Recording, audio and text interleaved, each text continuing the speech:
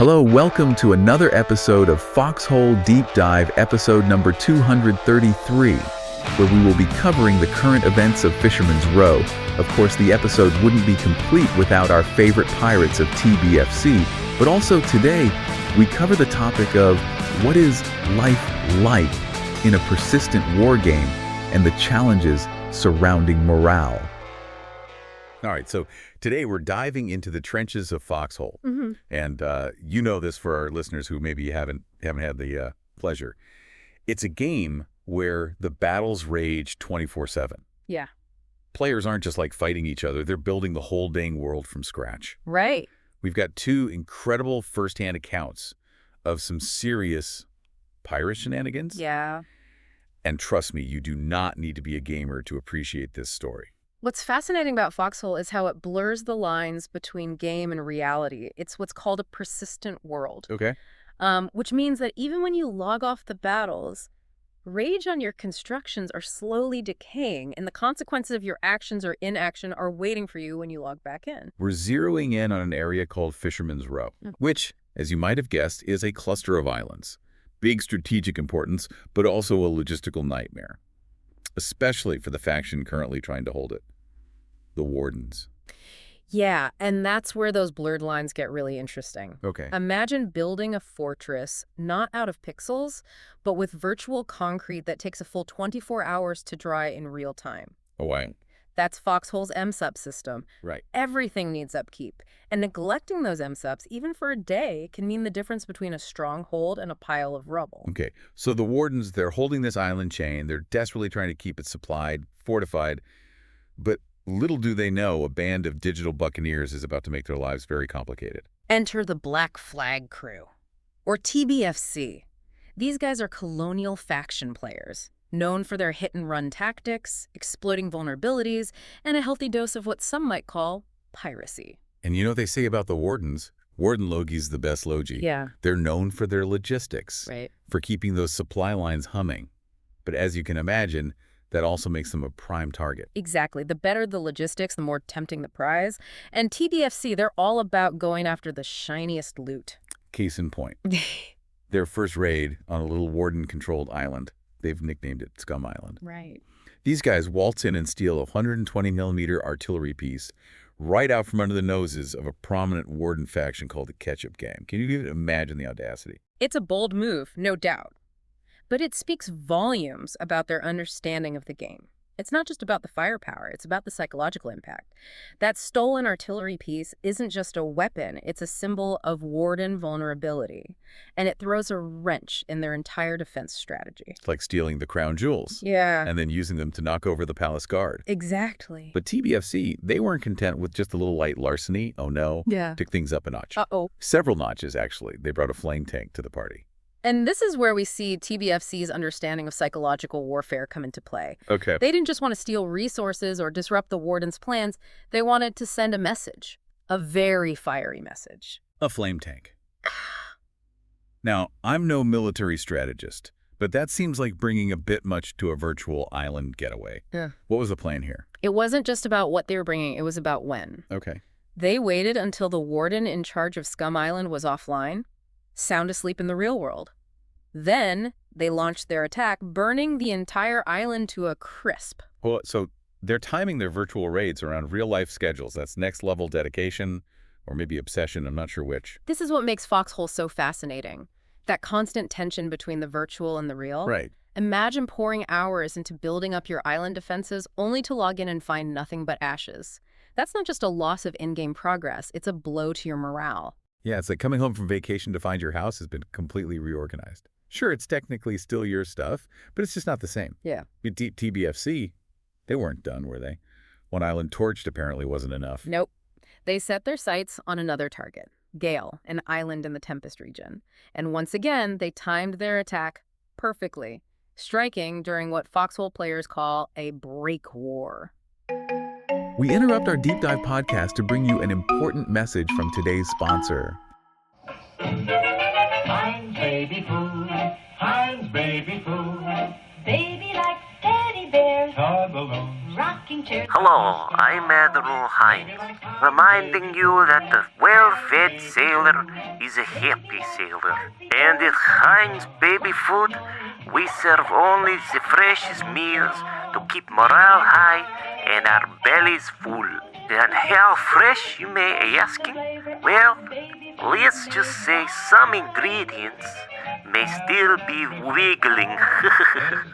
So, get 10% off all Heinz Baby Food at heinzbabyfood.foxhole when you use code KETCHUP at checkout. With over 50 flavors, including raw, barbecue baby, choco and vanilla baby, or my personal favorite, tomato ketchup baby.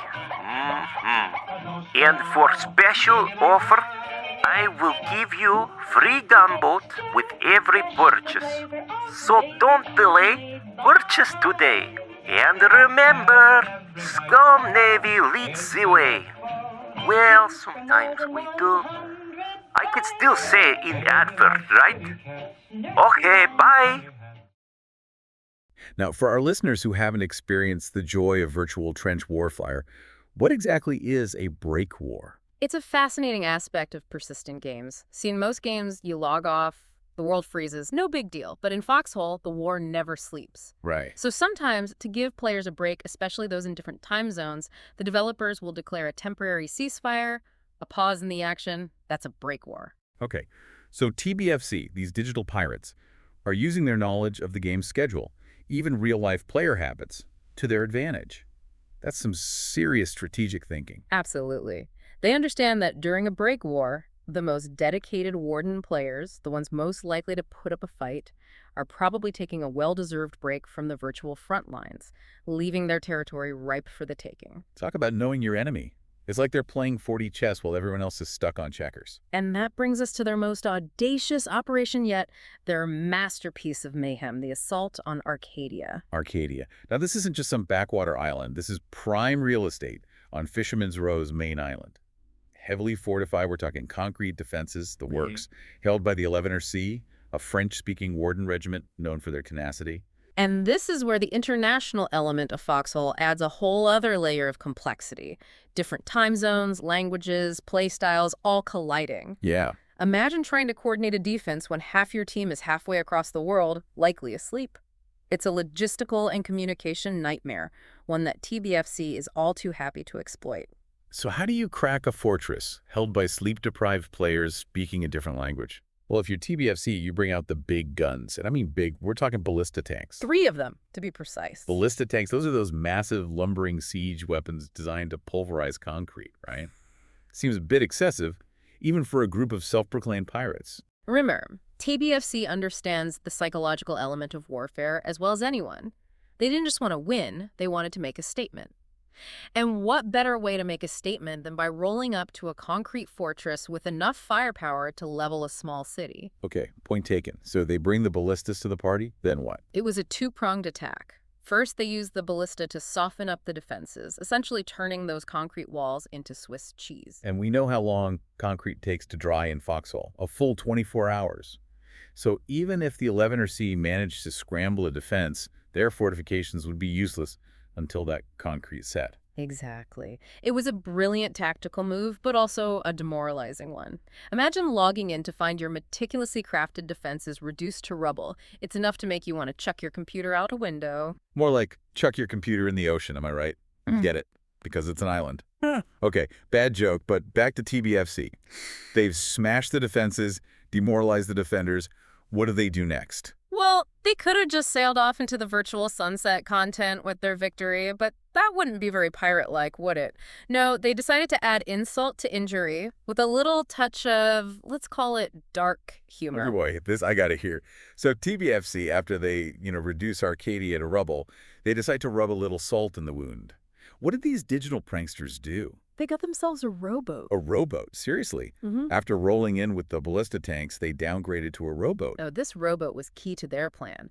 They rowed back to Arcadia, but they weren't there to fight. They were pretending to be news reporters. Get out. You're kidding? I wouldn't kid about this. They even tried to interview the defeated 11-year C players. Can you imagine the audacity? We're here for a statement. How does it feel to be out-pirated on your own turf? That is savage. I have to admit, it's kind of hilarious. It's a perfect example of psychological warfare. They could have just slipped away with their victory, but they wanted to really twist the knife, so to speak. And doing it all while role-playing as a news crew, that's masterclass trolling. Okay, so we've got TBFC, the Masters of Chaos, running circles around their enemies. But here's where it gets really interesting. While they were busy terrorizing Fisherman's Row, another battle was unfolding on a different front, and it paints a very different picture. Right. While TBFC was enjoying their explosive successes, another group of wardens, the Ketchup Gang, were facing some serious struggles of their own over at Steamer Landing. They were trying to take this key position, throwing everything they had at it, frigates, submarines, you name it. But no matter what they tried, they just couldn't seem to break through. It just goes to show, even in a game where you can build anything and theoretically outnumber your enemy, 100-to-1 victory is never guaranteed. Exactly. Foxhole is a constant tug of war. You've got strategy, logistics, a little bit of luck, and a whole lot of psychology. TBFC might be the big winners today, but in a persistent world like Foxhole, the tides can change at any moment. So what have we learned from our deep dive into the often bizarre, always fascinating world of Foxhole? We've got dedicated players building entire worlds, waging war 24/7, exploiting real-life schedules, and even engaging in some next-level psychological warfare, all in the name of virtual victory. It really makes you think. In a game like this, where the lines between reality and the virtual world are so blurred, where players have so much agency, what even are the rules? Does fair play even mean anything? Right. At what point do the pirates become the heroes? Or are they always the villains? I guess that's for each player to decide. What an absolutely wild ride. Until next time, keep your foxhole secure and your rowboats handy. You never know when you might need to conduct a little interview.